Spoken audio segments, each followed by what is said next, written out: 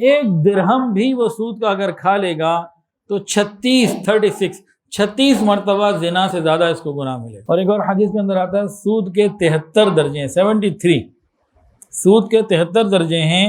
ان میں سب سے ہلکے درجے کا گناہ ایسے ہے جیسے کسی نے اپنی ماں کے ساتھ منہ کالا کیا. رسول اللہ صلی اللہ علیہ وسلم نے ارشاد فرمایا کہ 7 ہلاک کر دینے والے گناہوں سے بچ جاؤ. 2 گناہ ایسے ہیں جس میں اللہ رب العزت نے باقاعدہ اعلان جنگ کی بات کی ہے. نبی علیہ الصلوۃ والسلام نے سود کھانے والے پر، کھلانے والے پر، لکھنے والے پر، گواہ بننے والے پر، سب کے اوپر لعنت کی ہے.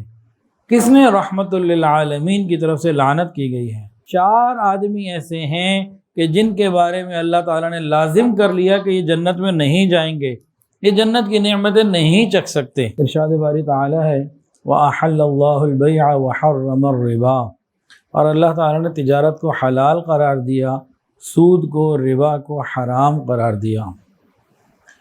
سود کو عربی زبان میں ربا کہتے ہیں، سود کو عربی زبان میں ربا کہتے ہیں. ربا کا لغوی معنی کیا ہے؟ پروان چڑھنا، بلندی کی طرف ہو جانا، زیادہ ہو جانا، اس قسم کے معنی میں آتا ہے ربا، جسے ہم سود کہتے ہیں اردو میں. سود یا ربا کی شرعی اصطلاح میں کیا تعریف ہے؟ سود کی یا ربا کی شرعی اصطلاح میں اس کی ڈیفینیشن کیا ہے؟ سن لیجئے. کسی کو اس شرط کے اوپر ادھار دینا کہ جب واپس کرے تو کچھ زیادہ کرے. اپنا پیسہ کسی کو اس شرط کے اوپر دینا کہ جب وہ واپس کرے گا تو کچھ بڑھا کے دے گا، یا کسی سے اس شرط کے اوپر پیسہ لینا کہ جب میں واپس کروں گا تو بڑھا کے دوں گا. یہ سودی لین دین ہے، یہ سود ہے، بالکل منع. مثال کے طور پر ایک آدمی نے 100 روپے کسی سے لیے کہ 6 مہینے میں یا 1 سال بعد میں تمہیں واپس دوں گا، تو 100 کی جگہ 110، 120 کچھ زیادہ بڑھا کے دوں گا. طے کر لیا کہ 100 روپے مجھے دے دو، سال بعد 120 لے لینا. یہ سود ہو گیا.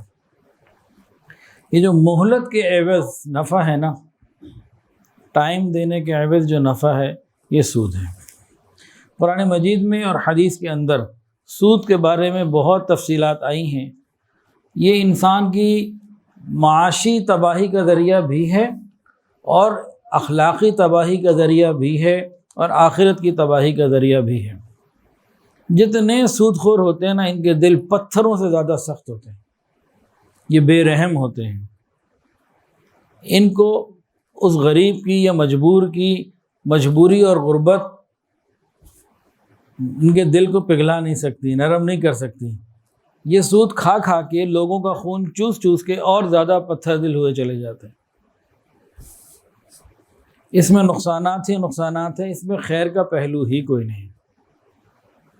اور قیامت کے دن جب یہ سود خور کھڑا ہوا ہوگا نا، ایسے جیسے کسی نے اس کو شیطان نے مس کر دیا، یتخبطہ الشیطان من المس، یہ قرآن کے اندر ہے.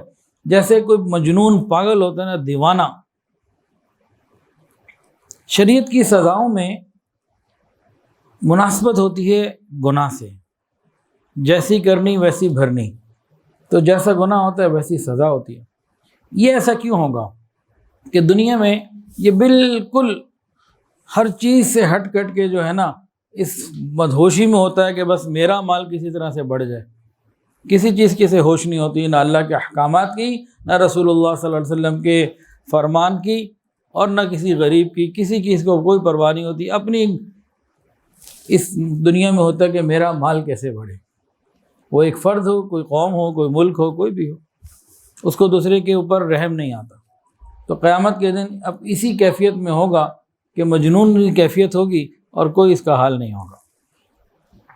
اللہ رب العزت نے قرآن مجید میں فرمایا فَأْذَنُوا بِحَرْبٍ مِّنَ اللَّهِ وَرَسُولِهِ. سود کھانے والوں کے بارے میں، سودی لین دین کرنے والوں کے بارے میں، کہ اللہ اور اس کے رسول سے بڑی جنگ کے لیے تیار ہو جاؤ. 2 گناہ ایسے ہیں جس میں اللہ رب العزت نے باقاعدہ اعلان جنگ کی بات کی ہے. بہت خطرے والی بات ہے، ڈرنے والی بات ہے. انسان اگر نماز نہیں پڑھتا نا، ایک نماز اگر قضا کر دی تو کیا گناہ ہے، کیا سزا ایک نماز اگر قضا ہو گئی، ایک نماز، 5 نمازیں نہیں، ایک، تو کیا سزا ملے گی؟ 2,88,00,000 سال جہنم۔ پھر تو باہر آئے گا نا، اعلان جنگ تو نہیں اسے کہتے۔ زکوٰۃ ادا نہ کی، کیا ہوگا؟ مال کو سانپ بنا کے اس کے اوپر مسلط کر دیا جائے گا۔ سزا بہت بڑی ہے وہ بھی اور یہ بھی، لیکن اعلان جنگ تو نہیں ہے۔ بے نمازی سے بھی اعلان جنگ نہیں، زکوٰۃ نہ دینے والے سے بھی اعلان جنگ نہیں۔ لیکن 2 گناہ ایسے ہیں کہ وہاں اللہ رب العزت نے باقاعدہ 1 to 1 اعلان جنگ کی بات کر دی۔ وہ 2 گناہ کون سے ہیں؟ ایک تو یہ سود ہے، دوسرا کون سا ہے؟ کسی اللہ کے ولی سے بغض رکھنا، دشمنی رکھنا۔ من عادی لی ولیا، جس نے میری کسی دوست کے ساتھ عداوت کی، دشمنی کی، بغض کیا، بس پھر میرا اس سے بھی اعلان جنگ ہے۔ یہ اللہ رب العزت کا فرمان ہے۔ اللہ تعالی ہمیں سود سے بھی محفوظ رکھے اور نیک بندوں کے ساتھ عداوت سے بھی محفوظ رکھے۔ اچھا جی، یہ تو اعلان جنگ کی بات ہو گئی۔ اگر میں کسی بچے سے بھی پوچھوں نا کہ اگر اللہ کے ساتھ کسی کی جنگ ہو تو وہ جیتے گا یا اللہ رب العزت جیتیں گے؟ بچے بھی کہیں گے اللہ ہی جیتیں گے بھائی، یہ تو کوئی دوسری اس میں تو بات ہی نہیں ہے۔ جنگ تو بڑے درجے کی بات۔ آپ دیکھیں کہ ہر جگہ اللہ کا حکم پورا ہوتا ہے، اللہ کی مرضی، اللہ کی منشا پوری ہوتی ہے ہر جگہ۔ چند مثالیں توجہ کے ساتھ سمجھ لیجئے۔ حضرت آدم علیہ السلام جنت میں رہنا چاہتے تھے، نیچے تو نہیں آنا چاہتے تھے۔ اللہ تعالیٰ کی منشا یہ تھی کہ یہ جنت سے نہ جائے نیچے زمین پہ، تو مرضی کس کی پوری ہوئی بتائیں جی؟ اللہ رب العزت کی۔ حضرت نوح علیہ السلام، آنکھوں کے سامنے بیٹا غرق ہو رہا ہے، کشتی میں بیٹھے ہوئے اس کو بلا رہے ہیں، بیٹے کو بلا رہے ہیں، یا بنیر کم معنا، میرا پیارا بیٹا آ جائے میرے پاس۔ تو نبی علیہ السلام کیا چاہ رہے ہیں؟ حضرت نوح علیہ السلام اللہ کے نبی ہیں، کیا چاہ رہے ہیں؟ کہ بیٹا کیا ہو جائے؟ بچ جائے۔ اللہ کیا چاہتے تھے؟ کہ غرق ہو جائے۔ تو پھر مرضی کس کی پوری ہوئی؟ اللہ رب العزت کی۔ اور آگے غور کیجئے، حضرت ابراہیم علیہ السلام آگ میں ڈال دیے گئے، وہ تو اپنے آپ کو پیش کر چکے، قوم جلانا چاہتی ہے، رب نہیں جلانا چاہتے، تو مرضی کس کی پوری ہوئی؟ اللہ رب العزت کی۔ حضرت ابراہیم علیہ السلام، بیٹا نیچے ہے، چھری ہاتھ میں ہے، چلا رہے ہیں، کیا چاہتے ہیں؟ بیٹے کو اللہ کے نام پہ قربان کر دیں۔ اللہ نہیں چاہتے کہ بچہ ذبح ہو، تو مرضی کس کی پوری ہوئی؟ اللہ رب العزت کی۔ حضرت اسماعیل علیہ السلام چھری کے نیچے ہیں، چاہتے ہیں کہ قربان ہو جائیں رب کے نام پر، رب نہیں چاہتے، تو پھر مرضی کس کی پوری ہوئی؟ مرضی اللہ رب العزت کی پیدا ہوئی۔ اور آ جائیے قریب، حضور پاک صلی اللہ علیہ وسلم اپنے سگے چچا ابو طالب کے کان میں کہہ رہے ہیں، قریب جا کے، چچا میرے کان میں کلمہ پڑھ دو، آہستہ پڑھ دو، کسی کو نہیں پتہ لگے گا، میں قیامت کے دن رب کے دربار میں آپ کے ایمان کی گواہی دے دوں گا۔ آپ کی شدید طلب ہے کہ وہ چچا جنہوں نے زندگی بھر نبی علیہ السلام کو سپورٹ کیا، یہ کلمہ پڑھ لے۔ اللہ نہیں چاہتے تھے، قرآن اتر گیا، وما كنا لنهتدي لولا ان هدانا اللہ، کہ محبوب ہدایت تو میرے ہاتھ میں ہے، اللہ نے ہدایت دینا چاہتے تو مرضی کس کی پوری ہوئی؟ اللہ رب العزت کی۔ ایک مرتبہ گھر میں کوئی بات ہو گئی ازواج مطہرات میں، آقا علیہ السلام نے نیت کر لی کہ آئندہ شہد نہیں کھاؤں گا۔ قرآن آ گیا، سورۃ تحریم، یا ایھا النبی لم تحرم ما احل اللہ لک تبتغی مرضات ازواجک واللہ غفور الرحیم۔ اللہ نے حکم دے دیا کھائیے، پھر کھایا آپ نے، تو مرضی یہاں کس کی پوری ہوئی؟ اللہ رب العزت کی۔ ان ساری مثالوں سے یہ بات سمجھ میں آ جائے اگر ہمیں کہ مرضی ہر حال میں اللہ ہی کی پوری ہونی ہے، ہماری زندگی کتنے مسئلے حل ہو جائیں، سارے مسئلے حل ہو جائیں۔ تو یہ عام باتوں میں بھی ہر جگہ یہی معاملہ، انبیاء کرام کے ساتھ بھی یہی معاملہ کہ مرضی رب کی پوری ہونی ہے۔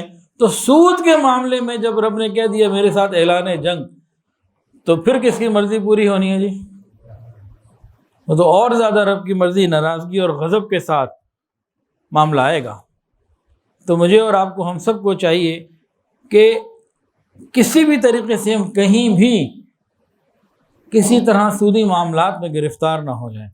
اس کے لیے ہمیں دین کا علم حاصل کرنے کی، سمجھنے کی ضرورت ہے۔ کوئی آدمی کام کاروبار کر رہا ہے، جاب کر رہا ہے، معاملات کرتا ہے، اس میں چاہیے کہ ہم مفتی حضرات سے، مستند مفتی ہے امام گوگل نہیں، ان مستند مفتی حضرات سے تفصیلات معلوم کر لیں۔ کاروباری لوگ آپس میں معاہدے کر لیتے ہیں، اور کتنے معاہدوں میں سودی شرطیں ہوتی ہیں اور سمجھ رہے ہوتے ہیں کہ سود نہیں ہے، انہیں پتہ ہی نہیں ہوتا۔ حضرت عمر فاروق رضی اللہ تعالیٰ عنہ فرماتے تھے کہ وہ شخص ہمارے بازار میں کاروبار نہ کرے، خرید و فروخت نہ کرے، جیسے دین کے مسائل کا، خرید و فروخت کے مسائل کا علم ہی نہ ہو۔ تو یہ سود ایک ایسی لعنت ہے جو دنیا اور آخرت کی ذلت اور رسوائی کا ذریعہ ہے۔ ہم سب کو بچنے کی ضرورت ہے۔ اللہ فرماتے ہیں وَاتَّقُوا يَوْمًا تُرْجَعُونَ فِيهِ إِلَى اللَّهِ، ڈرو اس دن سے جب لوٹائے جاؤ گے میری طرف۔ تو جن کے دلوں میں خوف خدا ہے وہ اس سے بچنے کی کوشش کرتے ہیں۔ اور ایک قرآن کی آیت کے اندر آتا ہے، اللہ تعالیٰ نے فرمایا یا ایھا الذین آمنوا لا تأکلوا الربا اضعافا مضاعفہ واتقوا اللہ لعلکم تفلحون، اے ایمان والو بڑھا چڑھا کر سود نہ کھاؤ اور اللہ سے ڈرو تاکہ تم فلاح پا جاؤ۔ یعنی سود سے بچیں گے، اللہ سے ڈریں گے تو فلاح مل جائے گی۔ فلاح کسے کہتے ہیں؟ فلاح کا لفظ ہم دن میں 10 مرتبہ سنتے ہیں کہ نہیں؟ حی علی الفلاح، فلاح کسے کہتے ہیں؟ ایسی کامیابی جس کے بعد ناکامی نہ ہو، اسے فلاح کہتے ہیں۔ تو سود کو چھوڑنا بھی فلاح کے لیے ضروری۔ حدیث قرآن کے اندر آتا ہے الذین یأکلون الربا لا یقومون الا کما یقوم الذی یتخبطہ الشیطان من المس، جو لوگ سود کھاتے ہیں قیامت کے دن اس طرح کھڑے ہوں گے کہ جیسے وہ شخص کھڑا ہوتا ہے جسے شیطان نے چھو کر خبتی بنا دیا ہو۔ تو دنیا میں بھی انجام برا اور آخرت میں بھی انجام سودی معاملات کرنے والوں کا برا۔ پھر اللہ رب العزت کا ایک اور فیصلہ ہے، اللہ تعالیٰ کے فیصلے اٹل ہوتے ہیں، لا مبدل لکلماتی، اس کی باتیں تبدیل نہیں ہوتی، اٹل ہوتی ہیں۔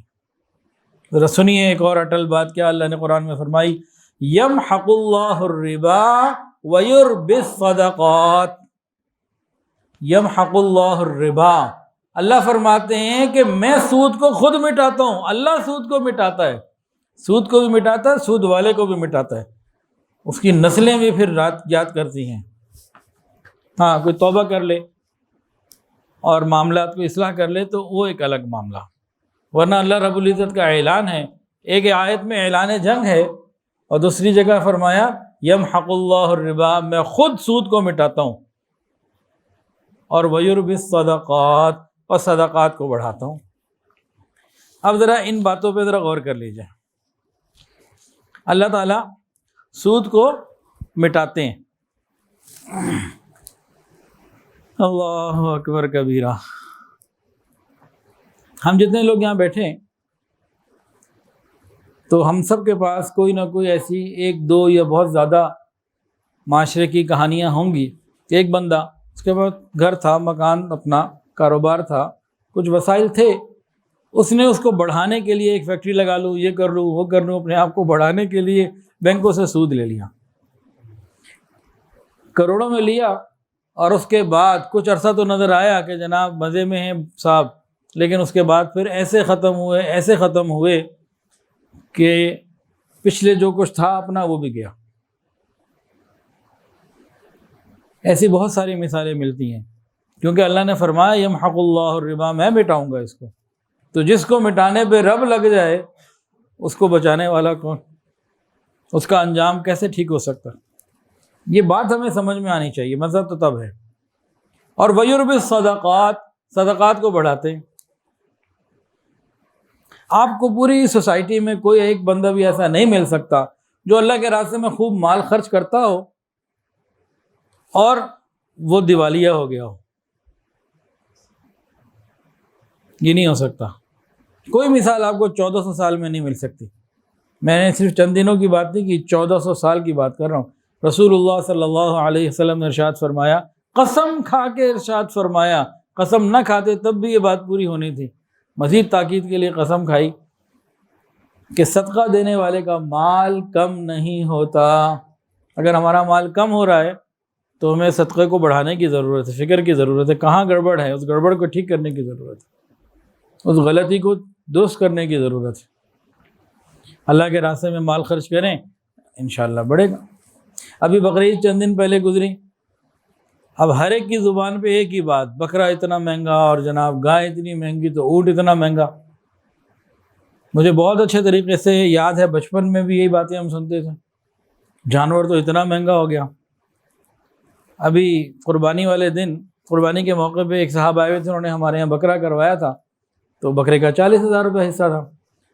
تو کہنے لگے کہ میں ایک مسجد میں نماز پڑھتا تھا، کافی پرانی بات ہے، تو وہاں امام صاحب نے قربانی کی ترغیب دی بیان میں، اور کہا کہ بھئی 4-5 ہزار روپے کا تو بکرا ہے، کیا ہو گیا، خرید لو۔ تو لوگوں نے ان کو کہا جناب آپ کدھر رہتے ہیں، 8,000 کا ہو گیا بکرا، پتہ بھی ہے آپ کو؟ تو وہ مجھے خود کہنے لگے کہ اس زمانے میں 8,000 کا لگتا تھا کہ بہت ہی مہنگا ہو گیا، آج 40,000 کا، تو زندگی گزر گئی انہی باتوں کو سنتے ہوئے۔ لیکن جس نے 8,000 وقت کی نیت کی، اللہ نے اس کو 8,000 دیے، جس نے آج 40,000 کی نیت کی، اس نے 40,000 بھی اللہ نے اسے دیے۔ اللہ نہ کرے 4 لاکھ کا ہو، میں یہ نہیں کہہ رہا ہوں، لیکن جو بھی قیمت ہو جائے گی، نیت ہوگی، اللہ پورے کروائے گا۔ اس کا بڑا تعلق ہے ہمارے اعمال سے، نیتوں کے ساتھ۔ اچھا جی، اگلی ایک اور دیکھیں، دنیا کے اندر ملکوں میں جب بجٹ بنائے جاتے ہیں، اور اداروں کے اندر جب بجٹ بنائے جاتے ہیں، تو بہت ساری چیزوں کو دیکھتے ہیں۔ ہمارے ملک میں IMF کیا کہتا ہے، ورلڈ بینک کیا کہتا ہے، اور فلاں بینک کیا کہتا ہے، اور بہت ساری چیزوں کو دیکھ کے پالیسیز بنائی جاتی ہیں۔ اور دنیا میں بھی اسی طرح ہوتا ہے، ہر آدمی کچھ چیزوں کو ضرور دیکھ رہا ہوتا ہے کہ اپنا بجٹ بنانا ہے تو کیسے بنائے، کیا کرے۔ بحیثیت مسلمان، ہر مسلمان حکومت کی ذمہ داری ہے کہ وہ اقتصادی معاملات میں اس بات پہ بھی پورا غور کرے، اللہ کیا کہتے ہیں، رسول اللہ صلی اللہ علیہ وسلم کیا کہتے ہیں، یہ ذمہ داری بنتی ہے۔ اگر اللہ اور اس کے رسول کو چھوڑ کر پالیسیاں بنائیں گے تو پھر نقصان ہے، وہ نقصان تو ہونا ہی ہونا ہے۔ ہم خود ہی نہیں چاہتے اپنا بھلا، تو کوئی اور کیا کرے۔ معاملے کو دیکھنے کی کئی نظریں ہوتی ہیں، کئی اینگل ہوتے ہیں۔ ایک نظر ہے ظاہری، کافرانہ نظر بھی اسے کہہ سکتے ہیں بعض حیثیت سے، اور ایک نظر ہے باطنی، ایمانی کیفی نظر۔ ایک آدمی کے پاس 2 لاکھ روپے ہیں، اس کی بہن بیمار ہو گئی، اس نے کہا مجھے 25,000 روپے کی ضرورت ہے، آپ مجھے دے دیجئے۔ تو جو ایمان کی نظر سے دیکھنے والا ہوگا وہ 25,000 اس کو دے دے گا۔ اب 2 لاکھ سے کم ہو گئے، 2.25 لاکھ پہ آ گیا، لیکن اس کی ایمانی جو خبر ہے اس کا دل یقین سے کہہ رہا ہے کہ نہیں، یہ بڑھ کے واپس آئے گا۔ آج دے رہا ہوں اللہ کے راستے میں، اللہ کے لیے دے رہا ہوں، کسی کی مدد کر رہا ہوں، یہ جب جا رہا ہے ظاہر میں کم ہو رہا ہے، لیکن حقیقت میں ہی اور آئے گا، وَيُرْبِ الصَّدَقَاتِ میں آئے گا یہ۔ ایک اور آدمی، اس کے پاس بھی 2 لاکھ روپے ہیں، اس کو پتہ لگا جی کسی غریب کو ضرورت ہے، وہ غریب اس کے پاس موجود بھی ہے، اس کو تو اس نے منع کر دیا، لیکن ایک سودی بینک والا اس کے پاس آیا کہ 2 لاکھ تم ادھر رکھ دو گے تو بہت جلدی زیادہ ہو جائے گا، اس نے وہاں رکھ دیا۔ ظاہر کی نظر کیا کہہ رہی ہے، یا اس معاملے میں کافرانہ سوچ اور نظر کیا کہہ رہی ہے کہ سود کے لیے بینک میں رکھ دو، سودی بینک میں یہ بڑھ جائے گا۔ اور ایمان کی نظر کیا کہہ رہی ہے کہ تم نے اگر سودی بینک میں سود کے اوپر پیسہ رکھا، پچھلا بھی چلا جائے گا۔ تو یہ 2 الگ الگ نظریں ہیں، ہمیں دیکھنا ہے اللہ رب العزت کی نظر کے ساتھ۔ شاید کسی کو شبہ ہو جائے جی کہ جو سود خور ہے بڑی راحت میں ہیں، بڑا ان کے پاس مال پیسہ، بڑی بڑی چمکتی ہوئی گاڑیاں اور بڑی بڑی کوٹھیاں ہیں، اور بڑا سامان ان کے پاس ہے، ہر فیسلٹی ان کے پاس ہے، بڑا انجوائے کرتے ہیں۔ تو بھائی اس بات کو بھی سمجھ رہے ہیں، راحت کسی اور چیز کا نام ہے، اور اسباب راحت کسی اور چیز کا نام ہے۔ آج مسلمان سے غلطی یہ ہو گئی کہ وہ اسباب راحت کو راحت سمجھنے لگ گیا۔ راحت کوئی اور چیز ہے، اسباب راحت کوئی اور چیز ہے، دونوں چیزوں میں فرق ہے۔ مثال کے طور پر اسباب راحت میں گاڑی اچھی ہے، بڑی ہے، مہنگی قیمتی ہے، گھر اچھا ڈیکوریٹڈ ہے، بیڈ بڑا خوبصورت اور قیمتی ہے، اے سی بھی لگے ہوئے ہیں، اور جناب ہر قسم کی چیزیں اس میں سہولیات کی، راحت کی موجود ہیں، تو یہ اسباب راحت ہیں۔ یہ بستر پر آ گیا، اب اس کو نیند نہیں آ رہی، یعنی راحت اس کے پاس نہیں ہے۔ اسباب راحت تو اور چیز کا نام، اور راحت کسی اور چیز کا نام۔ اس کے بالمقابل ایک غریب آدمی، اس کے پاس وسائل کم ہیں، اور رات کو جب بستر پہ جاتا ہے اس کو نیند پوری آ جاتی ہے، تو یہ راحت میں ہے۔ تو ہم لوگوں نے کیا کیا کہ اسباب راحت کو راحت سمجھ لیا، یہ ہم سے غلطی ہماری غلطی ہے۔ اس کے علاوہ اگلی بات، عزت کتنی بڑی چیز ہے، دولت سے بڑی چیز ہے عزت۔ آپ معاشرے میں دیکھ لیجئے، کسی سود خور کی عزت نہیں ہوگی۔ وہ سود خور کوئی ہستی ہو، ایک انسان ہو، یا کوئی بینک ہو، یا کوئی ملک ہو، کوئی ادارہ ہو، کچھ بھی ہو۔ ہمارے معاشرے میں بعض ایسے لوگ ہیں جو لوگوں کو سود پہ پیسہ دیتے ہیں، مجبور لوگ ان سے پیسہ لے بھی لیتے ہیں، اور جب ان کی سوسائٹی میں ادھر ادھر پتہ لگ جائے یہ بندہ اس طرح سود پہ پیسے دیتا ہے لوگوں کو، آپ بتائیں کسی کے دل میں اس کی عزت ہوتی ہے؟ سوال ہی پیدا نہیں ہوتا اس کی عزت ہو جائے۔ اس کے بالمقابل وہ بندہ جو اللہ کے راستے میں خرچ کرتا ہے، اس کی عزت ہر ایک کے دل میں ہوتی ہے کہ یہ بڑا سخی ہے، بڑا خیال کرنے والا ہے دوسروں کا، اس کی عزت بہت ہوتی ہے۔ تو سود خور جو ہے، سود کے معاملات میں آ جانے والا، یہ راحت سے محروم ہوتا ہے، گو اسباب راحت خوب ہوں اور اس کی عزت بھی کوئی نہیں ہوتی، گو منہ پہ خوش آمدی بڑے آ جائیں، دل سے محبت کرنے والے اس کو نہیں مل سکتے۔ اب ذرا ایک اور بات کو، ذرا قرآن کی ایک آیت کو سنیں، ترجمہ اس کا مفہوم سنیں، اور پھر ایک میرے نزدیک ایک تجزیہ بھی سن لیں۔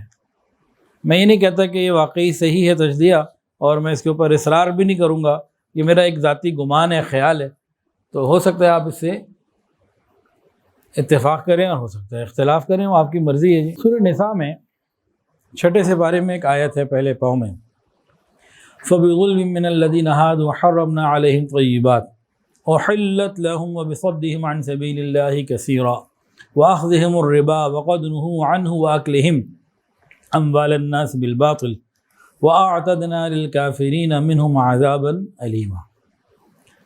یہ جو لوگ یہودی بن گئے، ان کے بڑے ظلموں کی وجہ سے ہی ہم نے ان پر کئی پاکیزہ چیزیں حرام کر دی تھیں۔ اللہ تعالیٰ فرماتے ہیں یہودیوں کے لیے، بنی اسرائیل کے لیے، کہ ان کے گناہوں کی وجہ سے کئی پاکیزہ چیزیں ہم نے ان پر حرام کر دی تھیں۔ کیا حرام کیا تھا؟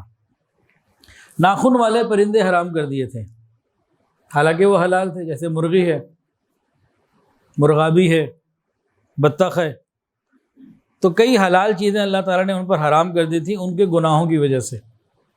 گناہ کون سے تھے؟ 3 بڑے بڑے گناہ تو اسی آیت میں آپ نے سن لیے۔ سود کھاتے تھے، نمبر 1۔ نمبر 2، دین کے راستے میں رکاوٹیں پیدا کرتے تھے، وہ لوگ، وہ ادارے، وہ معاملات جو دین کے لیے لوگ بڑھتے تھے، وہاں یہ رکاوٹ پیدا کرتے تھے۔ اور نمبر 3، ناحق طریقے سے لوگوں کا مال کھا لیتے تھے بالباطل۔ اب یہ تینوں گناہ ہمارے معاشرے میں بھی بھرپور ہیں۔ علماء حق کی تذلیل کرنا، دین کے معاملے میں رکاوٹیں پیدا کرنا، یہ ہمارے معاشرے میں عام ہو چکا۔ سود تو بے حساب عام ہو چکا۔ اور تیسری چیز کیا بتائی تھی جی؟ ناحق مال ناحق طریقے سے حاصل کرنا، مال بالباطل، باطل طریقوں سے حاصل کرنا۔ اس میں تو خیر ہم PhD کر چکے ہیں، ہمیں معلوم ہے کہ کس کو کہاں پہ داؤ دینا ہے، کہاں چکر لگانا ہے، چکر دینا ہے، کیسے کرنا ہے۔ عام ریڈی والا بھی کھڑا ہوگا نا، آپ نے ذرا سا ادھر ادھر دیکھا تو وہ کوئی خراب فروٹ اندر ڈال دے گا۔ چند دن پہلے ایک آم کی پیٹی بیگم صاحبہ نے کھولی ہوگی تو رات کو کہنے لگے جی آم تو ایسے تھے ویسے تھے،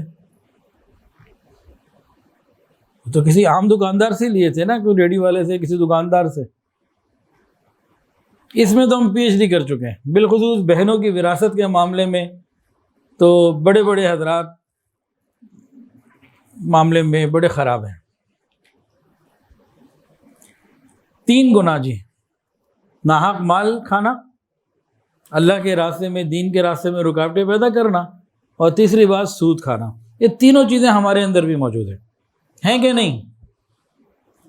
نہیں ہیں؟ اچھا بھائی، کسی کو اختلاف ہو تو بتا دے کہ اگر میں غلط کہہ رہا ہوں تو۔ ٹھیک ہے جنید بھائی، اب ذرا اس آیت کو آپ نے سنا، یہ یہودیوں کے بارے میں قرآن میں 6 سپارے میں ہے۔ فَبِظُلْمٍ مِّنَ الَّذِينَ هَادُوا حَرَّمْنَا عَلَيْهِمْ طَيِّبَاتٍ، اس پوائنٹ کو خالی پکڑنا ہے، حرمنا علیہم طیبات، ہم نے طیبات پاکیزہ چیزیں ان پر حرام کر دی۔ اب تو شریعت نہیں آ سکتی نا کوئی اور، ہم آخری شریعت ہیں، آخری امت ہے، اور یہ شریعت آخری ہے۔ تو جیسے اونٹ اب حلال ہے، اور جناب جیسے مرغی اب حلال ہے، تو قیامت تک حلال ہے، اب اس کو تو کوئی حرام نہیں کر سکتا، کوئی نئی شریعت تو نہیں آ سکتی جی اب ناخن والا پرندہ نہیں کھا سکتے۔ اب کیا ہوا؟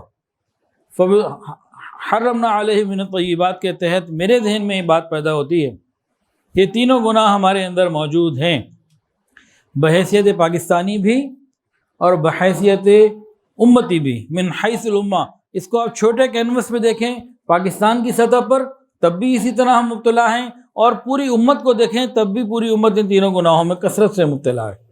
اب ہو کیا رہا ہے؟ کون سی چیزیں حرام ہو گئی ہیں ہمارے اوپر؟ بحیثیت پاکستانی کیا حرام ہوا، اور بحیثیت امتی پوری امت کو سامنے رکھ کر ہم پر کیا حرام ہوا، اس پہ غور کیجئے گا۔ اس پوائنٹ کو لے لیجئے، جب اس پہ غور کریں گے دیکھیں گے نا بہت کچھ ملے گا۔ مثلا پاکستان کو لے لیجئے، پاکستان میں بے شمار نمک ہے، تیل ہے، سونا ہے، تانبا ہے، اور بہت ساری اور نعمتیں ہیں، لیکن پاکستانی ان کے اصل فائدہ اٹھانے سے محروم۔ چند دن پہلے اسی کمرے میں ایک صاحب ملنے آئے، انہوں نے ایک بات بتائی، مجھے اس کی تفصیل کا علم نہیں تھا، تو انہوں نے مجھے بتایا، اب کس حد تک ان کی معلومات درست ہیں تو وہ جانتے ہوں گے، لیکن جس طریقے سے وہ بتا رہے تھے تو لگا کہ باتیں ٹھیک بتا رہے ہیں۔ انہوں نے کہا کہ پاکستان کے اندر بلوچستان میں ایک جگہ ہے، تو بقول ان کے وہاں سونا دریافت ہو چکا ہے، اور 20 سال تک اگر سونا نکالتے چلے جائیں تو ختم نہیں ہوگا، اس کے بعد پھر الگ بات ہے، اور 20 سال بھی وہ کہ 24/7 کام ہو، 24 گھنٹے کام ہو، اور بلا ناغہ 20 سال نان اسٹاپ سونا نکالتے جائیں تو اتنا سونا ہے۔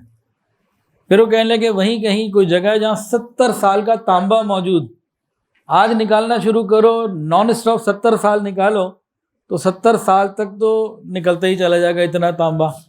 کہتے اور پاکستان کو اللہ کیا دے دے،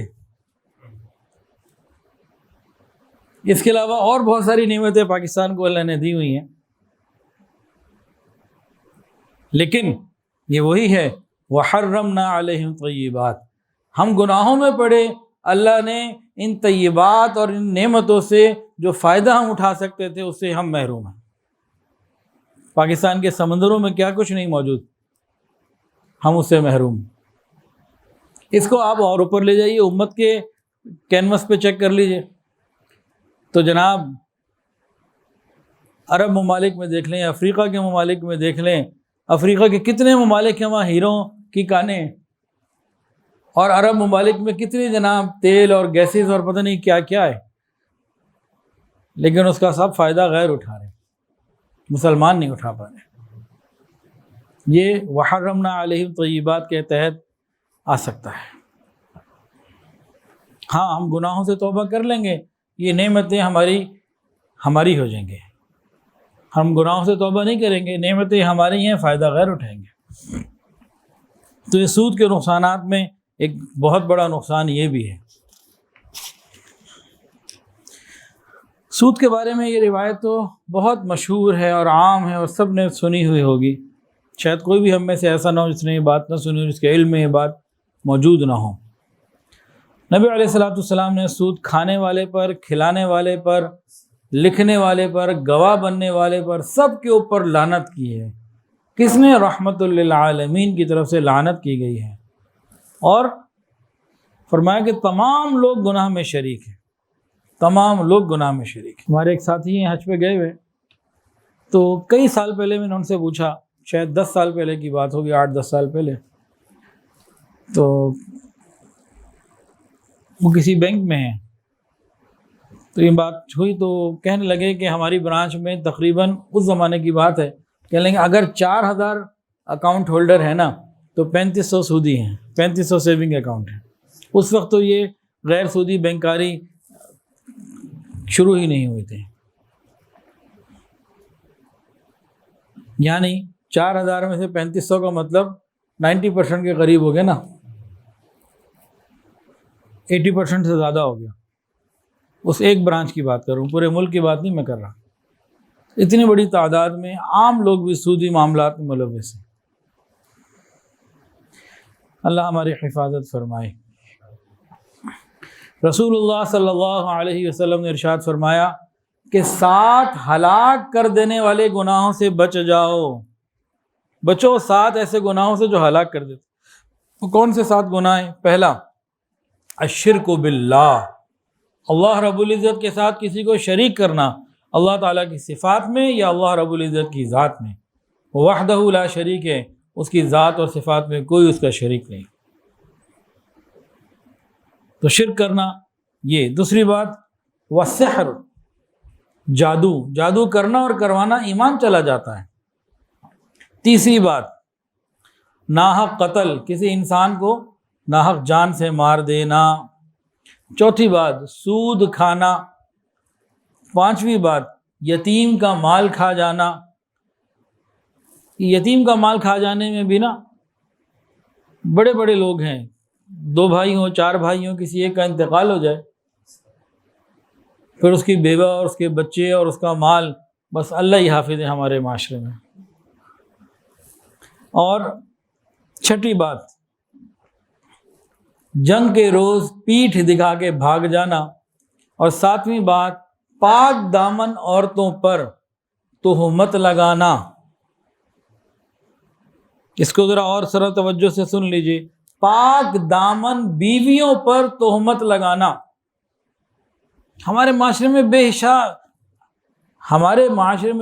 حساب مرد ہیں جو خود ادھر ادھر گندگیوں میں منہ مار رہے ہوتے ہیں، اور اپنی بیوی کو جو ان کو معلوم ہوتی ہے پاک دامن ہے، اس کے اوپر طرح طرح کے الزامات لگاتے ہیں. بے شمار ایسے ہیں، گنتی اس کی کرنی بھی مشکل.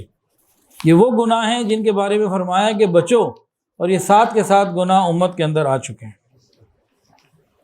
پھر نبی علیہ السلام نے ایک جگہ فرمایا، ایسے گناہوں سے بچو جن کی معافی نہیں ہو سکتی.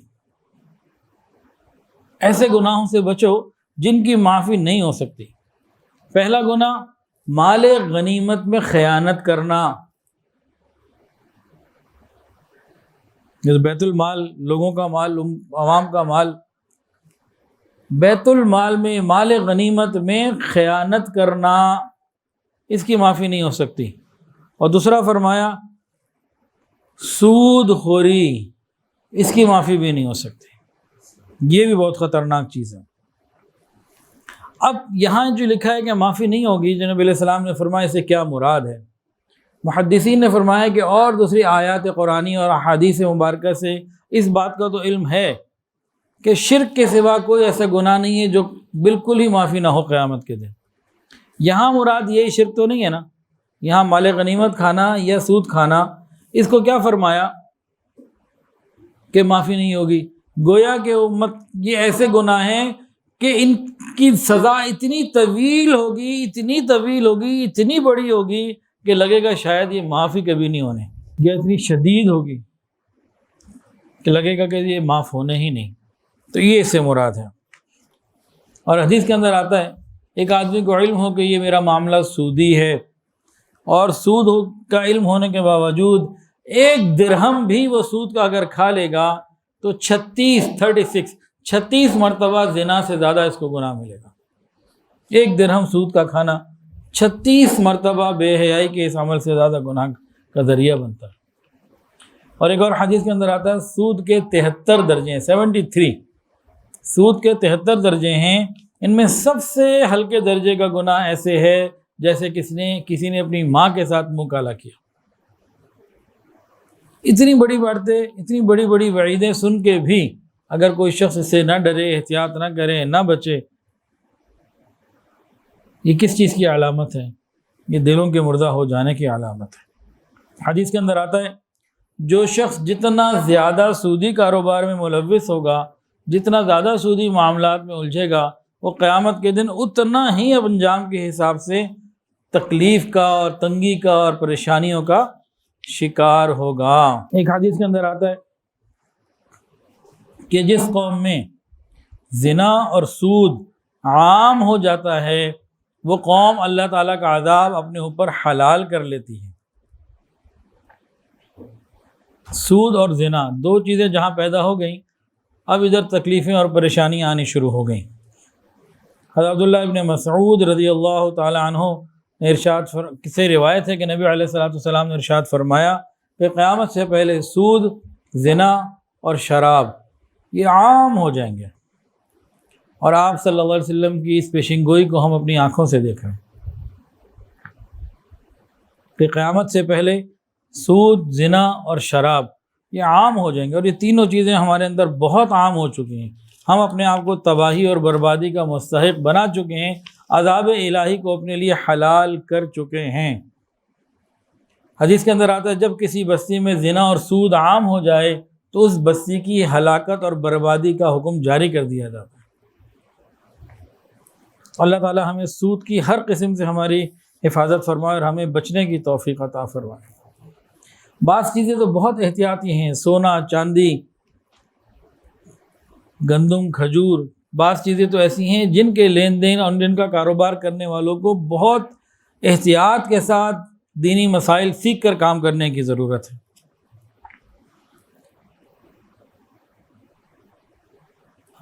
اور ہم لوگ کام تو کر لیتے ہیں، پیسہ ہوتا ہے، لیکن ہم سیکھتے نہیں دین۔ نقد پیسہ، اس کا لین دین، کرنسی کا لین دین، بعض چیزیں ایسی ہیں جو بہت ہی حساس ہیں، ان لوگوں کو چاہیے کہ اس بارے میں تفصیلات علماء سے معلوم کریں۔ انسانی اخلاق میں اگر ایثار اور سخاوت نہ ہو تو زندگی بے رنگ ہے، دوسرے کا خیال نہ ہو، درد نہ ہو تو زندگی کا کوئی مزہ نہیں ہوتا۔ سود خور کیا ہوتا ہے؟ یہ اپنے نفع کے اوپر ہر چیز کو قربان کر دیتا ہے، دوسرے کی زندگی ہو، کاروبار ہو، عزت ہو، کچھ بھی ہو، یہ بے رحم ہوتا ہے، اس کا دل بڑا سخت ہوتا ہے۔ یہ مصیبت زدہ پر رحم کرنے کے بجائے اس کی پریشانی سے فائدہ اٹھانے کی کوشش کرتا ہے۔ یہ عام سود خوروں کی نشانی ہوتی ہے، اور سود خوری کے نتیجے میں مال کی حرص بہت بڑھ جاتی ہے، اس کو پھر اپنے اچھے برے کی اور قیامت کے دن کے انجام کی بھی کوئی بات ذہن میں نہیں رہتی، سب بھول جاتا۔ نبی علیہ السلام نے ایک جگہ فرمایا کہ میں نے آج رات دو لوگوں کو دیکھا، وہ میرے پاس آئے اور مجھے بیت المقدس تک لے گئے، پھر آگے چلے تو ایک نہر دیکھی جس کے اندر ایک آدمی کھڑا ہوا تھا، ڈوب رہا تھا، نکلنا چاہتا تھا۔ وہ نکل کے قریب آنے کی کوشش کرتا تو ایک باہر بندہ تھا، وہ پتھر مار کے اس کو واپس اندر پھینک دیتا۔ یہ پھر اندر جاتا، پھر نکلنے کا ارادہ کرتا، کرانے پہ کھڑا شخص دوبارہ اس کے اوپر پتھر مار دیتا، تو یہ سلسلہ چل رہا تھا۔ نبی علیہ السلام نے فرمایا کہ میں نے اپنے دونوں ساتھیوں سے پوچھا یہ ماجرا کیا ہے؟ تو انہوں نے بتایا کہ یہ خون کی نہر میں قید کیا ہوا آدمی یہ سود کھانے والا ہے، یہ دنیا میں لوگوں کا خون نچوڑتا ہے، تو جس نے دنیا میں جتنا لوگوں کا خون نچوڑا ہوگا ہو سکتا ہے کہ قیامت کے دن اتنے ہی خون میں اس کو ڈبکیاں لگانی پڑے۔ اب حدیث میں تو یہ بات واضح نہیں ہے، لیکن خون ہے، کیونکہ دنیا میں خون نچوڑتا ہے نا، اور جو ادارے ہوتے ہیں یہ قوموں کا خون نچوڑے ہوتے ہیں۔ جہاں بھی سودی نظام ہوگا تو دولت چند ہاتھوں میں آئے گی، امیر امیر سے امیر تر ہو رہا ہوگا اور غریب غریب سے غریب تر ہوگا۔ ایک اور حدیث سن لیجئے، مستدرک حاکم کی روایت ہے، رسول اللہ صلی اللہ علیہ وسلم نے ارشاد فرمایا 4 آدمی ایسے ہیں کہ جن کے بارے میں اللہ تعالیٰ نے لازم کر لیا کہ یہ جنت میں نہیں جائیں گے، یہ جنت کی نعمتیں نہیں چکھ سکتے۔ پہلا آدمی شراب پینے کا عادی شرابی جو توبہ نہ کرے مر جائے، دوسرا سود کھانے والا، تیسرا یتیم کا مال ناحق طریقے سے کھا جانے والا، اور چوتھا اپنے والدین کی نافرمانی کرنے والا۔ یہ 4 اتنے شدید گناہ ہیں، اگر یہ توبہ نہ کی اور چلے گئے تو پھر آخرت میں بڑی تکلیفیں ہیں۔ آج ہم سب مہنگائی کا رونا روتے ہیں، 1400 سال پہلے نبی علیہ السلام نے اس کی خبر دے دی تھی۔ فرمایا جب کسی قوم میں سود کے لین دین کا رواج عام ہو جائے، سودی معاملات بڑھ جائیں، اللہ تعالیٰ ان پر ان کی ضروریاتی زندگی کی چیزوں کو مہنگا کر دیتے ہیں، گرانی ہو جاتی ہے۔ یہ مہنگائی کون کر رہا ہے؟ یہ اللہ رب العزت کی طرف سے ریٹ طے ہوتے ہیں بازاروں کی چیزوں کے، یہ ہمارے اعمال پر ڈپینڈ کرتا ہے۔ ہمارے اعمال جیسے ہوں گے ویسے ادھر سے معاملات ہوں گے۔ ہم سود چھوڑ دیں، سودی معاملات چھوڑ دیں، اس کی برکتیں اللہ ہمیں عطا فرمائیں گے۔ جب تک ہم یہ نہیں چھوڑیں گے ہم تکلیفوں میں ہی رہیں گے۔ پھر دوسری بات فرمائی، جب کسی قوم میں رشوت عام ہو جائے، جب کسی قوم میں رشوت عام ہو جائے تو دشمنوں کا رعب اور دبدبہ ان کے اوپر آ جاتا ہے، کمزور دل ہو جاتے ہیں، پھر ان کو ہر وقت دشمنوں کا، دشمنوں کے اداروں کا اور ان کے لوگوں کا خوف سوار رہتا ہے۔ پھر یہ اللہ سے نہیں ڈرتے، اللہ ان کو ہر ایک سے ڈرا رہے ہوتے ہیں۔ جو خدا سے ڈرتا ہے وہ پھر کسی اور سے نہیں ڈرتا، اور پھر ایک رب سے ڈر رہا ہوتا ہے۔ اور جو خدا کے معاملات میں دخل اندازی کرنے لگے اور اللہ کے احکامات کو پرواہ نہ کرے، پرخچے اڑائے، پھر یہ ہر ایک سے ڈر رہا ہوتا ہے۔ سود خور کے بارے میں نبی علیہ السلام نے فرمایا کہ شب معراج ہم 7ویں آسمان پر پہنچے تو میں نے دیکھا کہ ایسی قوم پہ گزرے کہ جن کے پیٹ رہائشی مکانات کی طرح بڑے بڑے پھولے ہوئے تھے اور ان کے اندر سانپ بھرے ہوئے تھے جو نظر آ رہے تھے باہر سے۔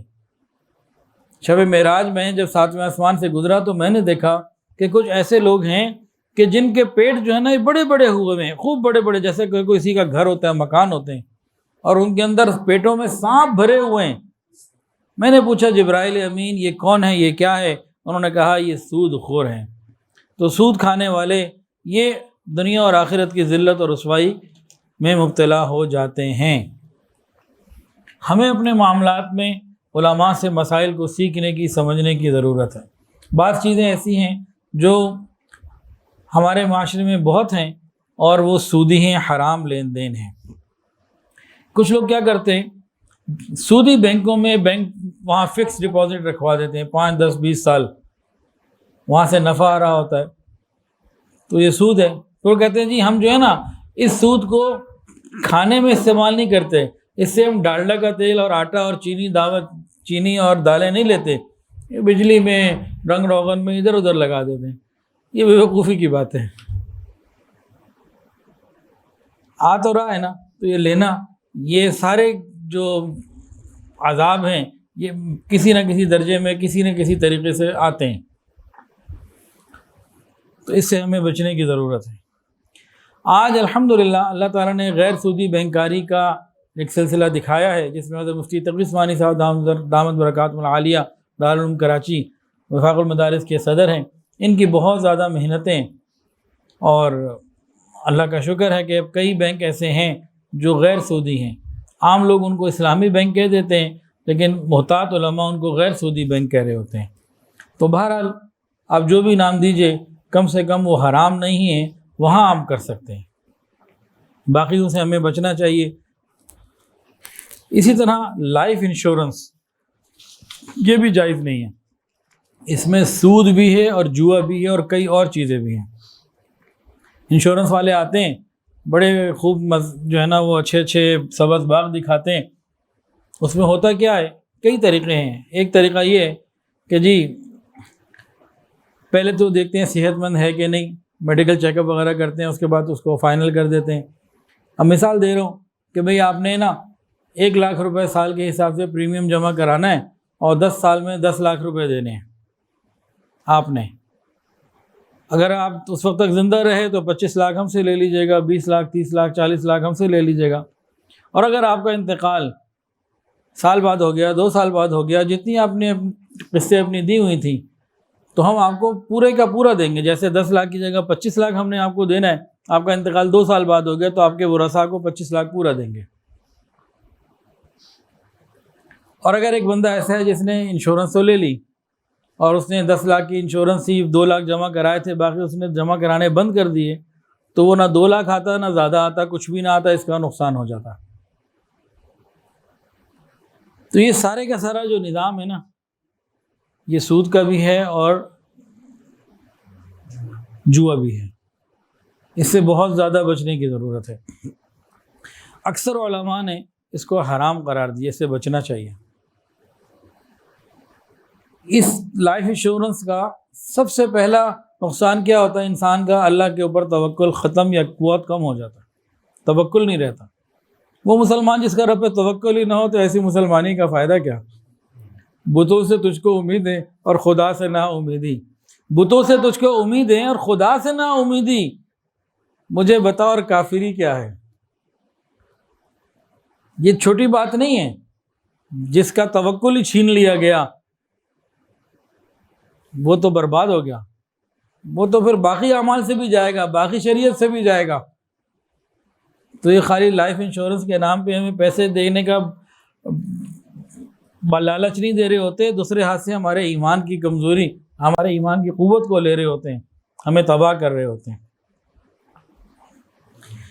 اس میں کبھی کمپنی کا نقصان، کبھی ہمارا نقصان۔ تو شریعت تو کہتی ہے نہ نقصان کسی کو دو، نہ اپنا نقصان کرو۔ اور اس انشورنس میں کئی دفعہ یہ بھی دیکھنے میں آیا کہ وہ رسائی دعا کرتے ہیں جلدی مرے تو کچھ ہمیں پیسے ملے، یا خود ہی مار دیتے ہیں۔ مطلب گندے کام کے گندے ہی نتیجے نکلیں گے، نہ خیر تو نہیں نکلے گی۔ پرائز بانڈ بھی ایسا ہی ہے۔ پرائز بانڈ کا جو انعام ملتا ہے تو یہ بھی اسی قبیل کا ہے، جوا اور سود اور گناہ کی طرف ہے۔ اس سے بھی بچنا چاہیے، بالکل بچنا چاہیے، کوئی گنجائش نہیں ہے۔ اسی طرح ایک اور چیز ہمارے معاشرے میں بہت زیادہ بڑھ گئی ہے، باقاعدہ لوگ اس کو بزنس بنا چکے ہیں، گروی مکان لینا دینا کرنا۔ ہوتا کیا، ایک آدمی ہے تو اس کو کہتے ہیں بھائی یہ مکان لے لو، 10 لاکھ روپے دے دو، اس کو گروی رکھ لو، اور پھر آگے اس میں لوگ رہ رہے ہوتے ہیں۔ کرائے سے بچنے کے لیے اور مختلف چیزوں سے بچنے کے لیے اس قسم کو بہت زیادہ، یہ اس وقت ایک ٹرینڈ چل چکا ہے گروی مکانات کا۔ یہ بالکل ناجائز ہے، جو اس کی مروجہ صورتیں ہیں نا، بالکل ناجائز ہے۔ رہن رکھنا، گروی رکھنا، شریعت میں اس کا ثبوت ملتا ہے، لیکن اس کا طریقہ کیا ہے؟ طریقہ یہ ہے کہ بھئی مجھے کسی سے 10 لاکھ کی ضرورت ہے، میں نے کوئی چیز گروی رکھوا دی، وہ اس نے اپنے پاس رکھی ضمانت کے طور پر، اس کو استعمال نہیں کر سکتا، اس کا نفع نہیں اٹھا سکتا، وہ اس سے مستفید نہیں ہو سکتا، وہ رکھ دے سائڈ پہ، اس کا استعمال نہیں وہ کر سکتا۔ استعمال کرے گا تو وہ سود ہو جائے گا۔ تو یہ ہمارے یہاں بہت عام ہو چکا، بہت عام ہو چکا۔ تو گروی مکانات اس طرح کے عام طریقے سے جو معاشرے میں چل رہا ہے، لین دین کرنا، یہ بھی سود ہی کے اندر آتا ہے۔ اور سود کا 1 درہم 36 مرتبہ منہ کالا کرنے سے زیادہ برا ہے، ماں کے ساتھ منہ کالا کرنے سے زیادہ برا ہے۔ تو اتنی بڑی بڑی وعیدیں ہیں، تو خدا کے لیے اگر ہمیں کوئی گروی معاملہ کرنا ہے تو علماء سے جا کے پوچھ تو لے۔ اب بعض لوگ اس کے اندر بھی نا اپنی عقل لڑاتے ہیں، کچھ تھوڑا سا کرایہ بھی رکھ لیتے ہیں کہ جی 50 روپے کرایہ رکھ لیا، 100 روپے کرایہ رکھ لیا، کوئی بہت معمولی سا کرایہ کوئی رکھ لیا۔ کوشش کرتے ہیں کسی طرح کھینچ کھانچ کے اس کو حلال کر دیں۔ یہ کھینچ کھانچ کے حلال نہیں ہوتا، جس کو اللہ نے حلال کر دیا وہ حلال ہے، جسے رب نے حرام کر دیا وہ حرام ہے۔ تو ان معاملات میں اگر کوئی ہے تو احتیاط کرے، توبہ کرے، استغفار کرے، مفتی حضرات سے مسائل کو پوچھے، اور موت سے پہلے پہلے ان معاملات سے نکلنے کی کوشش کرے۔ اس کے علاوہ ہمارے معاشرے میں ایک کمیٹی ہے، بولی والی کمیٹی، یہ بھی حرام ہے۔ اس کے بھی کئی رنگ ہیں، ایک میں بتا دیتا ہوں۔ کمیٹی ڈلی 1 لاکھ روپے مہینہ سب لوگوں نے دینا ہے، 12 لوگ تھے، 12 لاکھ روپے کی کمیٹی ہو گئی۔ اب جس دن کمیٹی نکلنی ہے نا، اب اس دن کیا ہوگا، بولی لگے گی۔ 12 لاکھ سے شروع ہوگی، 11 پہ آئے گی، 10 پہ آئے گی، 6 پہ بھی جا سکتی ہے، 8 پہ بھی رک سکتی ہے، کہیں بھی رک سکتی ہے۔ جو جتنا مجبور ہوگا وہ اس وقت اپنی مجبوری کی وجہ سے کہ جی مجھے جو مل جائے لے لو۔ اور جو آخر والے ہوتے ہیں وہ موٹی پارٹیاں ہوتی ہیں، وہ اس میں پورا وصول کرتے ہیں۔ اس کی کئی شکلیں ہیں، صرف ایک یہ واحد شکل نہیں ہے، کئی طریقوں سے یہ معاشرے میں رواج ہے اس کا۔ گو یہ گروی مکان رکھنے کا رواج زیادہ ہے، اس سے کم ہے، لیکن بہرحال یہ بہت ساری جگہوں پر ہے، اس سے بھی بچنے کی ضرورت ہے۔ بینکنگ لین دین ہماری مجبوری آ گئی، ضرورت آ گئی، کاروبار کے لیے ضرورت آ گئی، تو اس کے لیے ہمارے پاس مفتی حضرات نے جو تفصیلات بتائی ہیں، ان میں سے ایک تو یہ کہ جو اسلامک بینک یا غیر سودی بینک ہیں، ان میں تو بے دھڑک اور بے دخل ہم معاملات کر سکتے ہیں، لیکن کچھ اور ایسے بینک ہیں جو غیر سودی نہیں ہیں، اسلامک نہیں ہیں، ان سے کیا کریں؟ وہاں سیونگ اکاؤنٹ کی تو گنجائش بالکل نہیں ہے، کرنٹ اکاؤنٹ کی گنجائش مجبوری کے عالم میں ہے۔ تو بہرحال کوشش یہ کرنی چاہیے جہاں تک ہمارے لیے ممکن ہو ہم اچھے بینکوں کی طرف رہیں اور باقی بینکوں سے اپنے آپ کو نکالیں۔ لیکن بعض علاقے ایسے ہیں، بعض ایریا ایسے ہیں کہ وہاں مطلوبہ بینک کی برانچ نہیں ہے، کوئی مجبوری ہے، تو بھائی اس مجبوری میں علماء نے اجازت دی ہے آپ کو سیونگ اکاؤنٹ نہیں کھولنا، کرنٹ اکاؤنٹ کھول سکتے ہیں۔ اور اس میں بھی بعض علماء یہ فرماتے ہیں کہ بھئی ہمت کر کے آگے بڑھیں اور تھوڑا دور چلے جا کریں، بینک اگر دور ہے تو کوئی بات نہیں، تو اس کی فکر کریں، ہم نے اپنے آپ کو بچانا ہے۔ سود کے غبار سے بھی بچنے کی کوشش کرنی چاہیے، خالی سود نہیں، سود کے غبار سے بھی بچنے کی کوشش کرنی چاہیے۔ امام اعظم امام ابو حنیفہ رحمۃ اللہ علیہ جس کو قرضہ دیا ہوتا تھا نا، اس کے گھر جا کے کھانا پینا بھی نہیں کرتے تھے، اس گزرتے ہوئے جاتے تھے نا، اس کی دیوار کا سایہ پڑ رہا ہے تو یوں گزر جاتے تھے کہ اس کی دیوار کے سائے سے بھی میں اگر مستفید ہو رہا ہوں، فائدہ لے رہا ہوں، تو یہ بھی سود میں نہ ہو۔ تو سودی معاملات اتنے خراب اور ہلاک کر دینے والے، تباہ کر دینے والے ہیں، تو ہمیں چاہیے کہ ہم اس کی فکر کریں کہ ہم اپنے آپ کو بچائیں۔ اور ابھی جس طریقے سے آپ سب کے علم میں ہے یہ بات پاکستان میں کہ شریعت کورٹ نے سود کے بارے میں فیصلہ دے دیا اور بعض بینکوں نے اس کے خلاف اپیل کر دی۔ اب جس ملک میں یہ حالات ہوں تو ترقی کیسے ہو سکتی ہے؟ ہم شہدائے پاکستان کا قیامت کے دن کیا حق ادا کر، ان کو کیا منہ دکھائیں گے؟ ہم نے ان کی قربانیوں کا کیا حق ادا کیا؟ جو امانت انہوں نے اپنی جانیں قربان کر کے ہمارے سپرد کی ہے، ہم نے اس کے لیے کیا کیا؟ پاکستان کا مطلب کیا؟ لا الہ الا اللہ۔ پاکستان تو کلمے کے لیے بنا، لیکن ہم نے تو خود کلمہ بھلا دیا، خود اللہ تعالیٰ کے احکامات کو بھلا دیا۔ تو اللہ تعالیٰ سے دعا ہے اللہ تعالیٰ مجھے اور آپ کو رزق حلال، آسان، فراخ اور بابرکت عطا فرمائے، حرام اور مشتبہ سے محفوظ فرمائے۔ سود کے بارے میں تفصیلات معلوم کرنی ہوں تو قرآن مجید میں سورہ بقرہ کے اندر بہت تفصیلات ہیں، سورہ آل عمران کے اندر بھی بعض آیات ہیں، سورہ نساء کے اندر بھی ایک دو مقامات کے اوپر تفصیل ہے، اور سود کے بارے میں حضرت مفتی تقی عثمانی صاحب اور ہمارے اکابرین کی کتابیں موجود ہیں، تو ہم ان کو پڑھ لیں۔ لیکن یہ سب چیزیں تو خیر ہمارے لیے بڑا مشکل ہے۔ ہم کم سے کم انفرادی طور پر اتنا تو کریں کہ ہمارے جو معاملات ہیں وہ ہم کسی مفتی صاحب کو بتا کر اور ان سے مسئلوں کو سمجھ کر اپنے آپ کی اصلاح تو کر لیں۔ اگر ٹھیک ہیں تو الحمدللہ ٹھیک ہیں۔ جو کاروباری حضرات ہیں نا، ان کے لین دین میں، معاملات میں بہت ساری جگہ پہ خرابیاں ہیں اور انہیں معلوم نہیں، یہ سمجھتے یہ ہیں بعض جگہ کہ بھئی میں بھی راضی ہوں وہ بھی راضی ہے تو اس کا مطلب حلال ہے۔ میری اور آپ کی رضا نہیں، رب کی رضا مطلوب ہے، رب کیا چاہتے ہیں، تو پھر مسئلہ حل ہوتا ہے۔